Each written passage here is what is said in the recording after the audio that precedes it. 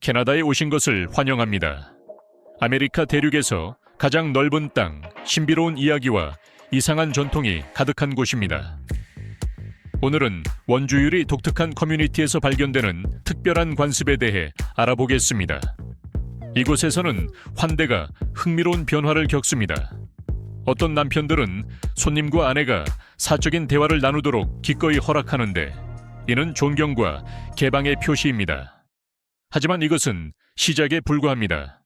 시간이 멈춘 듯한 메노나이트 마을부터 미확인 비행 물체의 착륙지로 소문난 지역, 심지어 바다표범 가죽으로 한때 세금을 내던 기괴한 세금까지, 캐나다는 놀라운 대비의 땅입니다. 이 영상은 여러분이 이 광활하고 신비로운 나라를 바라보는 방식을 완전히 변화시킬 것입니다. 가장 놀라운 발견은 아직 오지 않았으니 함께해 주세요. 이누이트 사람들의 매혹적인 문화적 특성 중 하나는 외부인들이 잘 알지 못하는 드문 관습입니다. 일부 역사 기록에 따르면 이누이트 호스트는 때때로 독특한 방식으로 환대를 표현했습니다. 그들은 남자 손님에게 아내와의 사적인 순간을 제공할 수 있습니다. 이 전통에 익숙하지 않은 사람에게는 이러한 초대를 거절하는 것이 때때로 불경으로 여겨질 수 있습니다. 그러나 이누이트 여성들은 오랫동안 그들의 공동체 내에서 중요한 역할을 해왔습니다. 이러한 관습은 소유에 관한 것이 아니라 깊은 존중과 사회적 결속을 반영합니다. 이누이트 여성들은 자신의 선택을 할 권리가 있었고, 일상생활에서 중요한 역할을 하며 문화적 가치를 보존하고 지구에서 가장 가혹한 환경 중 하나에서 생존을 보장했습니다. 또한 역사적으로 일부 이누이트 공동체는 결혼과 관련된 특별한 의식을 수행했으며, 이는 아나쿠라고 불리는 영적 지도자에 의해 이끌어졌습니다.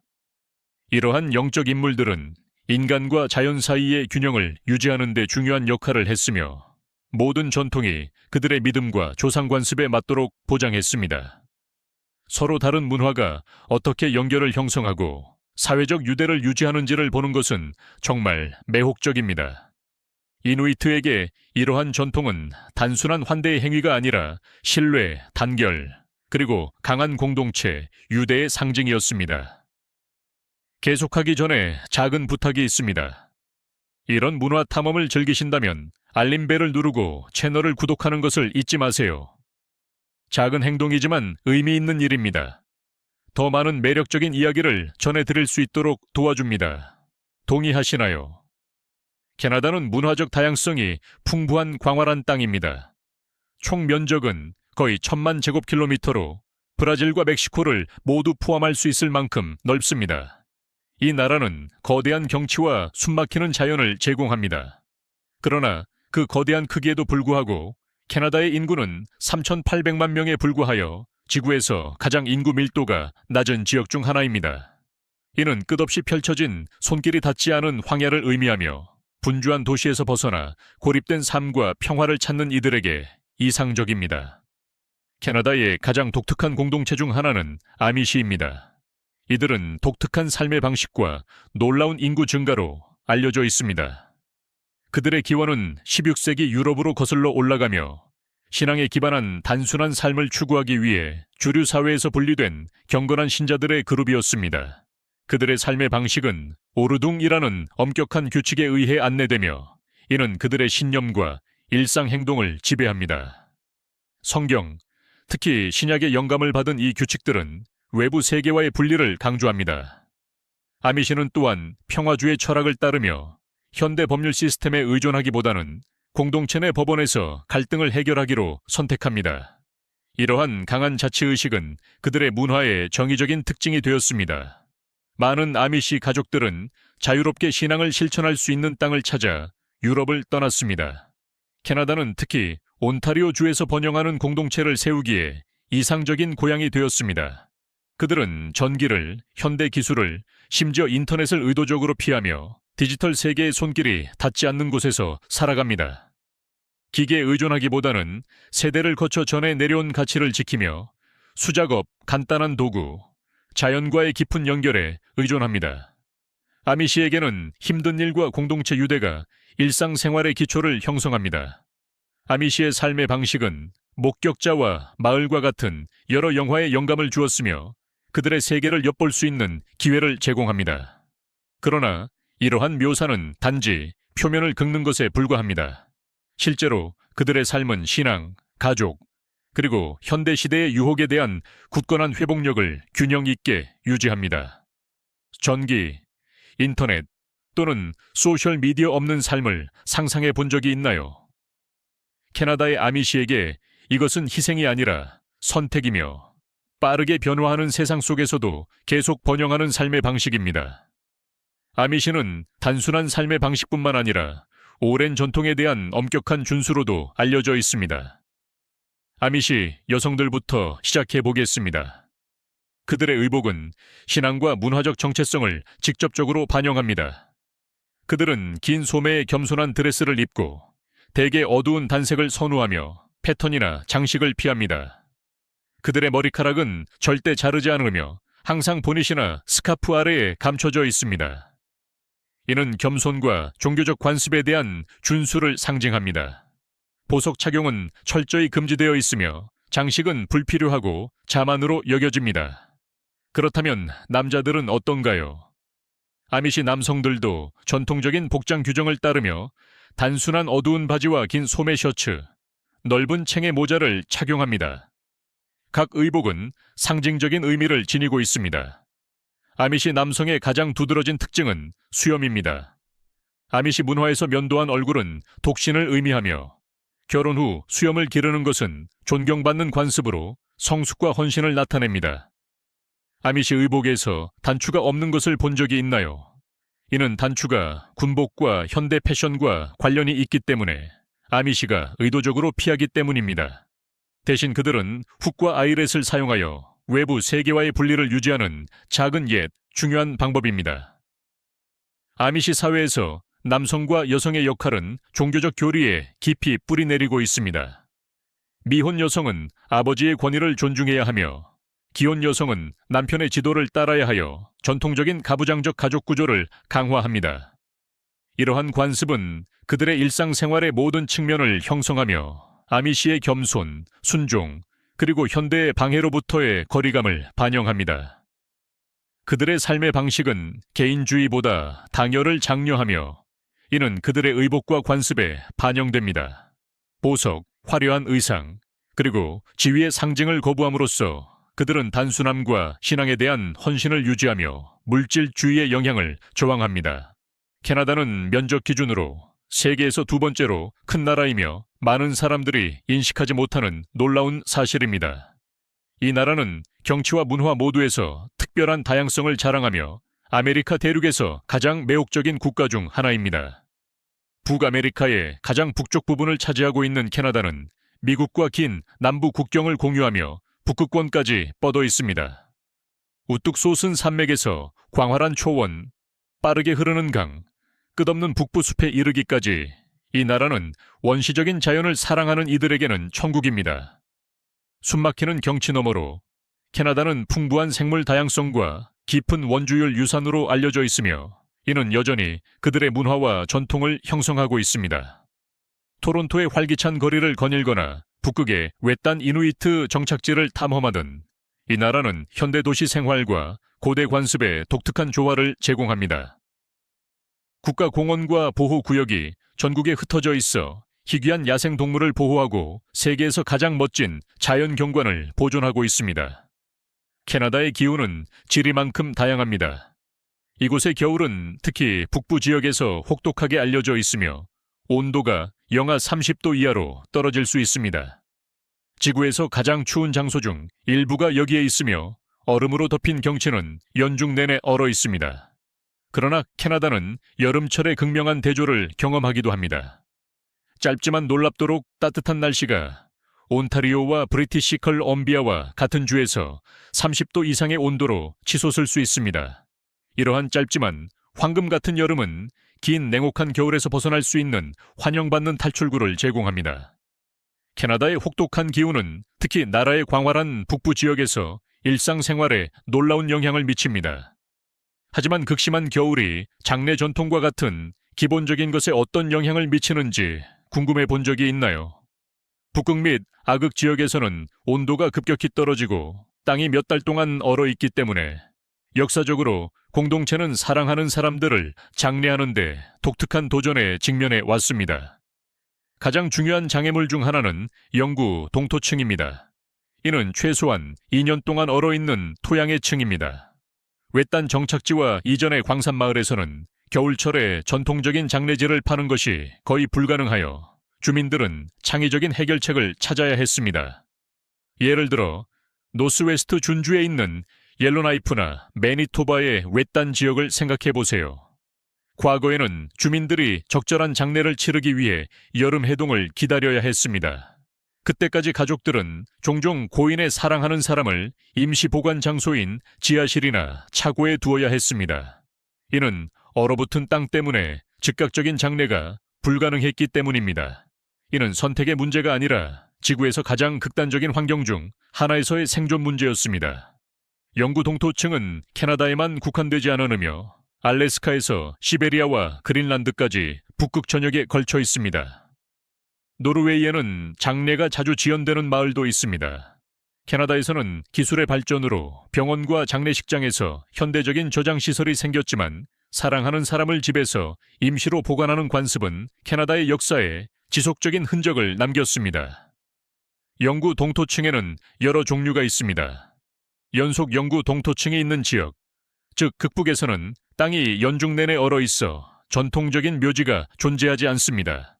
불연속 영구 동토층이 있는 지역, 즉 옐로나이프와 같은 곳에서는 겨울에 땅이 얼고 여름에 녹아 계절 장례가 가능합니다. 이는 과거의 공동체가 고인을 집에서 돌보아야 했던 이유를 설명합니다. 이러한 전통은 역사 속으로 사라졌지만 북부에서 살아가는 사람들의 회복력을 증명하는 증거로 남아 있습니다.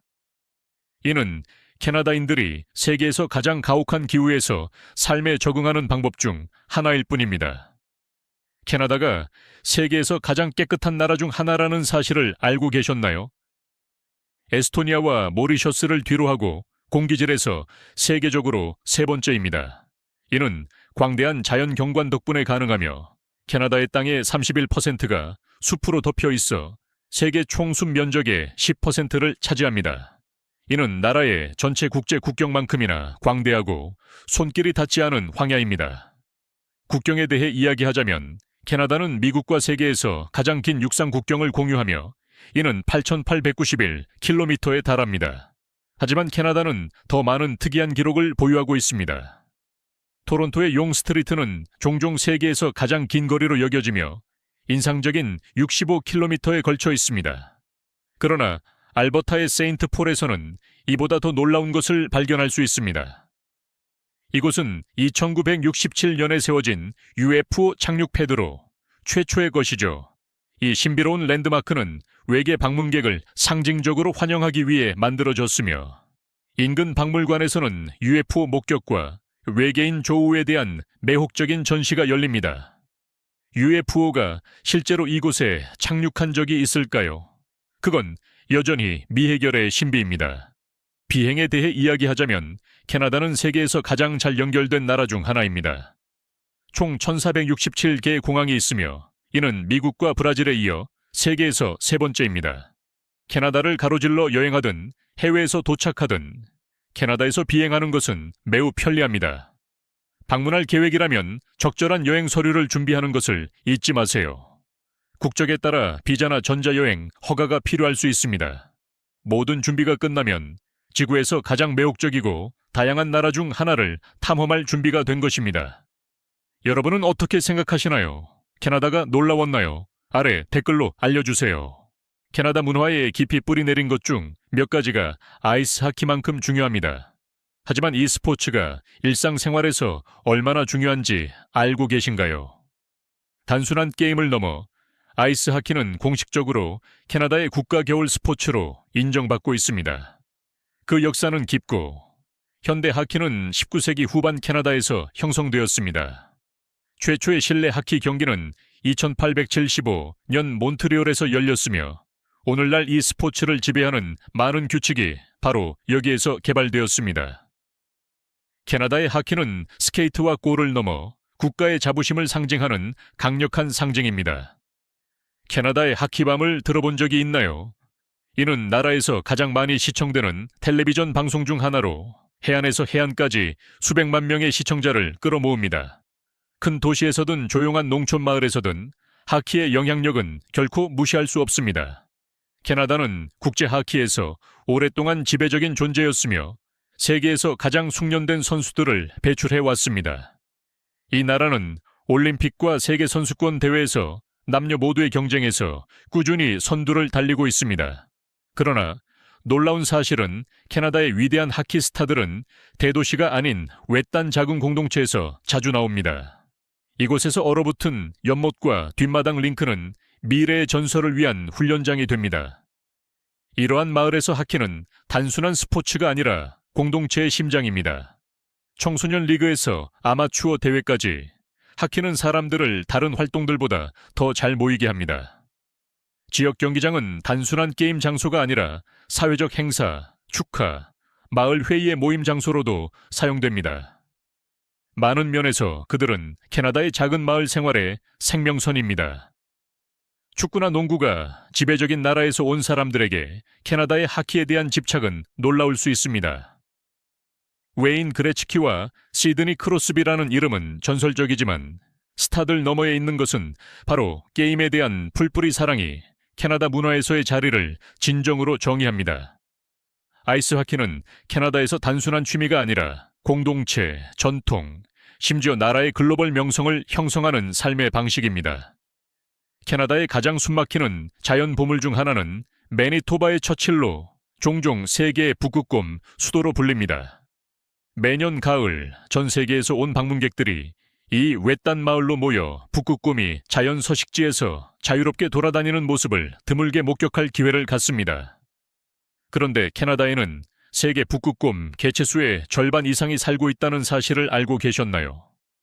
전 세계적으로 약 25,000마리의 북극곰 중 거의 15,000마리가 캐나다에 살고 있습니다. 그리고 그뿐만이 아닙니다. 캐나다는 검은곰, 북미 그리즐리곰, 그리고 희귀한 케르모드곰, 즉 영혼의 곰도 서식하고 있습니다. 북극곰을 거의 확실히 볼 수 있는 지구상의 한 곳이 있다면 그것은 처칠입니다. 그러나 캐나다의 자연의 경이로움은 거기서 그치지 않습니다. 펀디만을 들어본 적이 있나요? 이 놀라운 장소는 지구에서 가장 높은 조수를 자랑하는데 수세기 동안 방문객들을 매료시켜온 숨막히는 자연의 힘입니다. 그리고 유콘의 카크로스 사막은 공식적으로 세계에서 가장 작은 사막입니다. 이렇게 극단적인 경관이 같은 나라 안에 공존한다는 것은 거의 믿기지 않습니다. 또 하나의 놀라운 사실, 캐나다는 세계의 모든 호수를 합친 것보다 더 많은 호수를 가지고 있으며 총 거의 300만 개에 달합니다. 이 광활한 담수 호수는 지구의 담수 공급량의 약 20%를 포함하고 있습니다. 그 중에는 지구에서 가장 크고 깊은 호수 중 하나인 그레이트 베어 호수가 있으며 이는 캐나다의 엄청난 자연 자원을 증명합니다. 캐나다는 또한 세계에서 가장 긴 해안선을 보유하고 있으며 이 해안선은 20만 킬로미터에 달합니다. 만약 그 길을 따라 걷기로 결정한다면 거의 4년이 걸릴 것입니다. 이렇게 광대하고 끝없는 해안을 여행하는 것을 상상할 수 있나요? 캐나다의 땅의 90% 이상이 사람이 살지 않기 때문에 자연은 지구의 다른 어떤 곳과도 비교할 수 없는 방식으로 번영합니다. 이 손길이 닿지 않은 황야는 탐험가와 모험가들을 끌어들이며 미개척의 아름다움을 찾고 있습니다. 그러나 경관 너머로 캐나다는 이누이트 공동체와 같은 풍부한 문화유산을 보유하고 있으며 이들은 세대를 거쳐 그들의 전통을 보존해 왔습니다.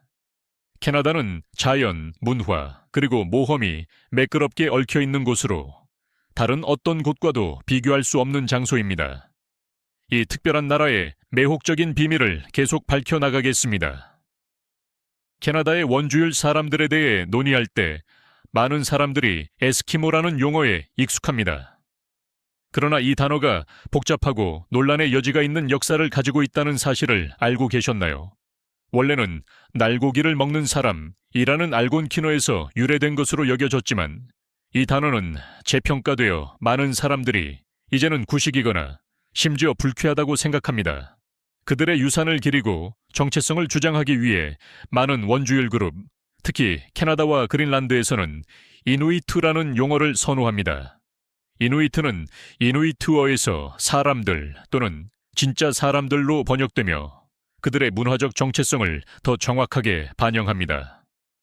이누이트는 캐나다 문화 경관의 필수적인 부분으로 그들의 회복력, 전통, 그리고 자연에 대한 깊은 존중으로 전 세계적으로 인정받고 있습니다. 수천 년 동안 그들은 지구에서 가장 가혹한 환경에서 번영할 수 있도록 지식을 전해왔습니다. 그들의 세계관은 모든 것이 서로 연결되어 있으며 생존은 땅과의 균형을 유지하는 데 달려있다는 기본 원칙에 뿌리를 두고 있습니다. 일상생활에서 두 가지 필수적인 측면이 두드러집니다. 주거와 어업입니다. 두 가지 모두 생존에 필수적일 뿐만 아니라 이누이트 관습과 전통과 깊은 연관이 있습니다. 사냥은 그들의 삶의 중요한 기둥 중 하나입니다. 술록, 바다표범, 북극곰, 그리고 다른 북극 야생동물을 사냥하는 것은 극한의 북부 기후에서 견디는 데 필요한 음식, 털, 그리고 자재를 제공합니다. 사냥과 교통수단으로 이누이트는 오랫동안 썰매기에 의존해 왔습니다. 이 고도로 숙련된 동물들은 수세기 동안 북극 생존에서 중요한 역할을 해왔으며 단순한 충실한 동반자가 아닌 광활하고 얼어붙은 경관을 탐색하는 데 필수적인 파트너입니다. 이누이트 역사에서 그들의 중요성은 부인할 수 없으며 지구에서 가장 가혹한 환경에서 인간과 자연 간의 깊은 연결을 상징합니다. 골드러시 시대 동안 썰매개는 캐나다의 가장 외딴 지역으로 우편과 물자를 운반하는 데 중요한 역할을 했습니다. 오늘날에도 그들은 혹독한 얼어붙은 지형을 탐색하는데 완벽한 동반자로서 북극 생활의 필수적인 부분으로 남아 있습니다.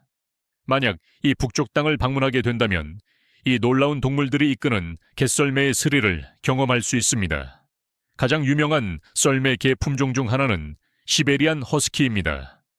늑대 같은 외모와 강한 무리 본능을 가진 이 개들은 극한의 조건에서 살아남기 위해 태어났습니다. 그들의 힘, 충성심, 그리고 함께 일하는 능력은 북극 여행자들에게 없어서는 안 될 동반자가 되게 합니다. 시베리안 허스키는 이 지역을 상징하는 존재가 되었으며 이 지역을 고향으로 부르는 사람들과 마찬가지입니다. 북부 문화에 대해 이야기하자면 이누이트는 자연과 깊은 영적 연결을 가지고 있습니다. 많은 이누이트는 샤머니즘의 형태를 실천하며 땅, 바다, 하늘에 영혼이 존재한다고 믿습니다. 전통 의식, 드럼 연주, 그리고 춤을 통해 그들은 안내와 보호를 요청하며 그들을 수세기 동안 지탱해 온 자연 세계와의 신성한 유대를 유지합니다. 아미시에 관해서는 모든 것이 엄격한 규칙과 제약에 얽매여 있는 것은 아닙니다. 룸스프링가에 대해 들어본 적이 있나요? 이는 보통 16에서 20살 사이의 아미시 젊은이들의 삶에서 흥미로운 단계로 그들이 전통적인 삶의 방식을 벗어날 자유를 부여받는 시기입니다. 룸스프링가 동안 아미시 청소년들은 그들의 공동체를 넘어 현대 세계를 탐험할 수 있습니다. 그들은 기술을 경험하고 비아미시 사람들과 사교하며 자신의 미래에 대한 개인적인 선택을 할 수 있습니다. 이 시기는 자기 성찰의 시간으로 그들이 정말로 아미시 생활 방식에 헌신할 것인지 결정할 기회를 제공합니다. 결국 많은 이들이 돌아와 그들의 신앙과 전통을 완전히 수용하기로 선택하지만 다른 이들은 공동체를 떠나기로 결정합니다. 그러나 떠나는 선택은 대가가 따릅니다. 아미시 개인이 돌아가지 않기로 결정하면 그들은 종종 마을에서 배제되며 때로는 자신의 가족과의 연락도 끊기게 됩니다. 이 결정이 후회로 이어질 수 있을까요? 경우에 따라 그렇습니다. 마음을 바꾼 이들은 다시 받아들여질 것을 요청할 수 있지만 최종 결정은 마을 원로들에게 달려 있습니다. 아미시 개인이 결혼 전에 순결의 서약을 위반하는 심각한 위반을 저질 경우에도 동일한 과정이 적용됩니다. 이러한 경우 그들은 공동체에서 영구적으로 추방될 위험이 있습니다. 그들이 돌아올 수 있을지 아니면 영원히 외부에 남아 있어야 할지는 궁극적으로 원로들의 결정에 달려 있으며 그들은 아미시 전통을 가장 높은 수준의 헌신으로 보호합니다. 캐나다의 요리 문화는 그 사람들만큼이나 다양하며 낯선 이들에게 놀라운 맛과 요리를 제공합니다. 먼저 푸틴을 소개합니다. 이는 2000년대 50년대에 유래된 퀘벡의 고전 요리로 바삭한 프렌치 프라이, 신선한 치즈 커드, 그리고 풍부한 그레이비로 구성됩니다. 처음에는 이 조합이 이상하게 느껴질 수 있지만 이는 사랑받는 편안한 음식이 되었습니다.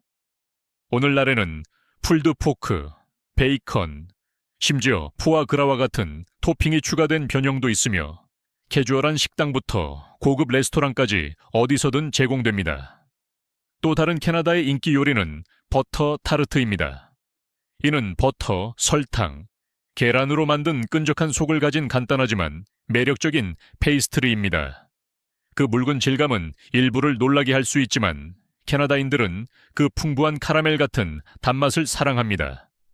브리티시 컬럼비아에서 유래된 나나이모바는 3가지 층으로 이루어진 무베이크 디저트로 그레햄 크래커, 코코넛, 견과류로 만든 아삭한 바닥, 부드러운 커스터드 속, 그리고 풍부한 초콜릿 토핑이 있습니다. 독특한 질감의 대비는 가정에서 인기 있는 요리로 자리 잡았습니다.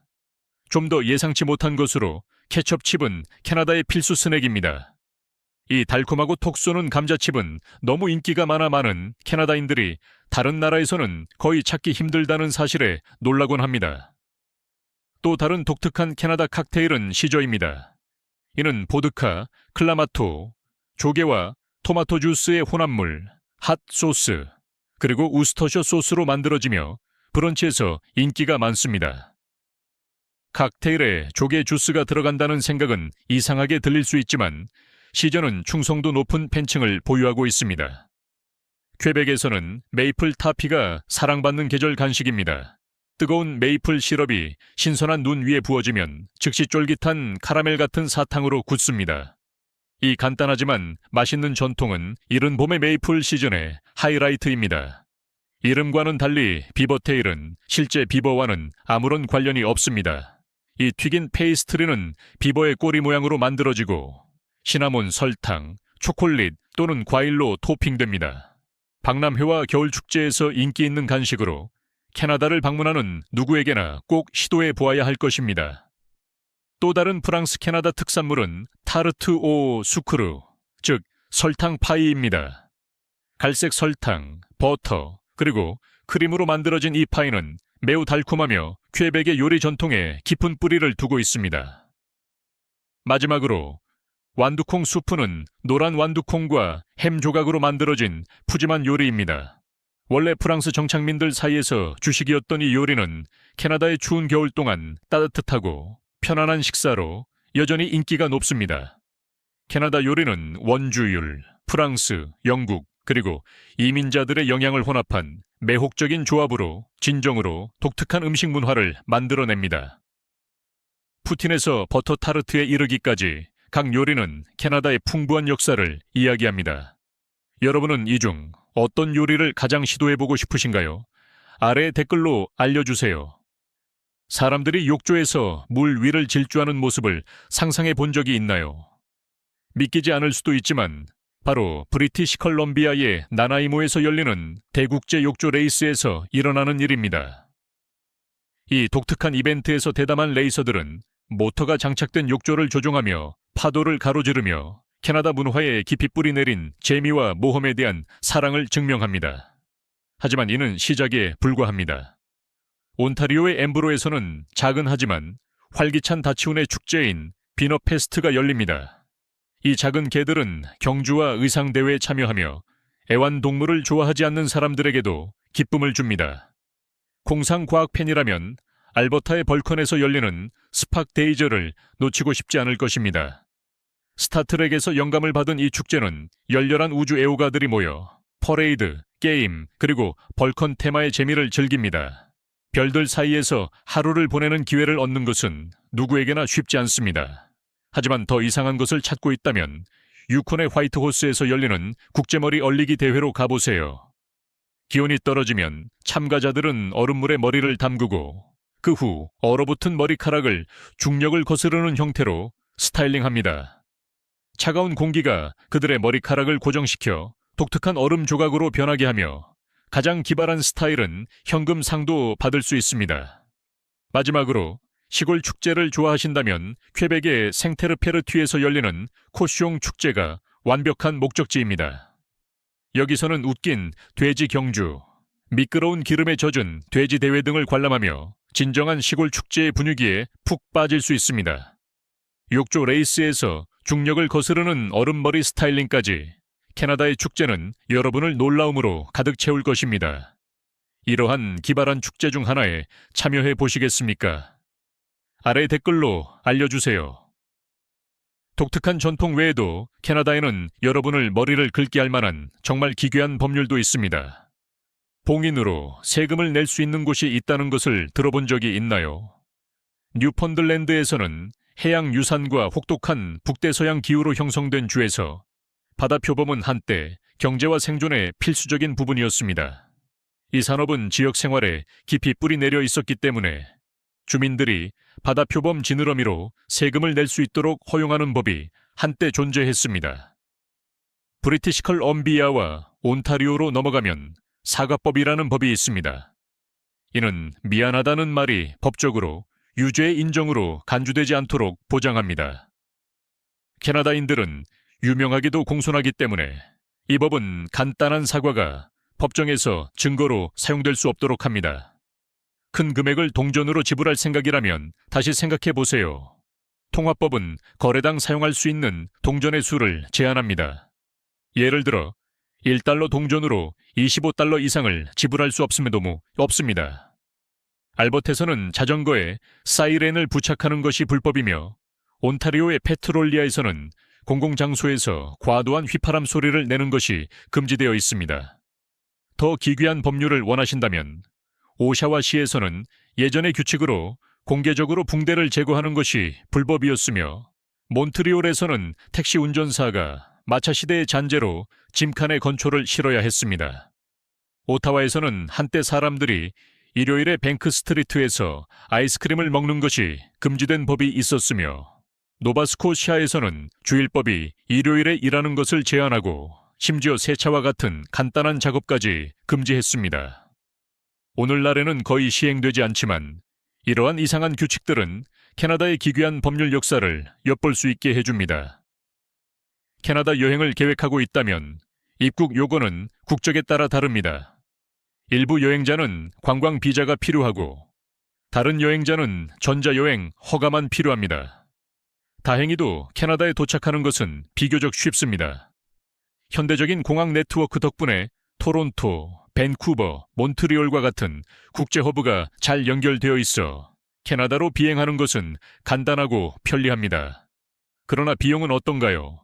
캐나다는 미국의 일부 지역보다 약간 비싼 것으로 알려져 있습니다. 이는 일상 예산에 어떤 영향을 미칠까요? 예를 들어 일반적인 커피 한 잔의 가격은 보통 2,000원에서 3,000원 사이로 뉴욕이나 로스앤젤레스와 같은 도시에서 지불하는 것과 비슷합니다. 외식할 계획이라면 중간 가격대의 레스토랑에서 한 사람당 대략 15,000원에서 3만 원 정도를 예상해야 합니다. 숙박 가격은 지역에 따라 다릅니다. 토론토나 밴쿠버와 같은 대도시에서는 중간 가격대의 호텔에서 하룻밤 숙박 비용이 대략 10만 원에서 15만 원 사이입니다. 비즈니스든 레저든 이 가격 추정치는 캐나다 여행을 위한 예산을 책정하는 데 도움이 될 것입니다. 친애하는 친구여, 오늘의 영상이 흥미롭다면 좋아요 버튼을 눌러주세요. 그렇게 하면 제가 당신이 즐기고 있다는 걸 알 수 있어요. 그리고 아직 채널을 구독하지 않으셨다면 지금 바로 구독해 주세요. 정말로 흥미로운 것들이 당신을 기다리고 있다고 믿거든요. 당신의 응원은 단순한 클릭이 아니라 우리가 전 세계의 매력적인 이야기와 흥미로운 여행을 전해줄 수 있는 원동력이에요. 지금 화면에는 당신이 분명 좋아할 또 다른 영상이 있어요. 클릭해서 함께 탐험을 계속해봅시다. 오늘의 영상을 시청해 주셔서 감사합니다. 다음 모험에서 다시 만나요. 이 멋진 모험에 동참해 주셔서 감사합니다. 여러분의 생각을 댓글로 남겨주시고 좋아요를 눌러주시고 더 많은 정보를 받아보려면 구독하는 것을 잊지 마세요. 다음에 또 봐요.